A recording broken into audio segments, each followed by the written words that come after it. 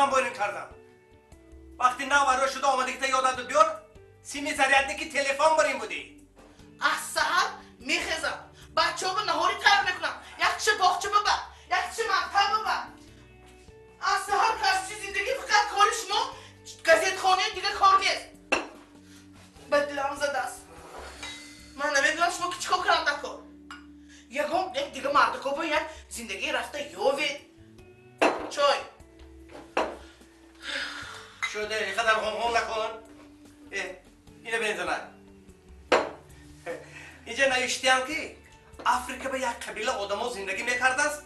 مردها حقوق داشتیم که زنها جلو فروشن عجایب چی؟ مردکا میتونستن که زنهاشون فروشن این چی احمقی؟ آدم زن میفروخت اسمی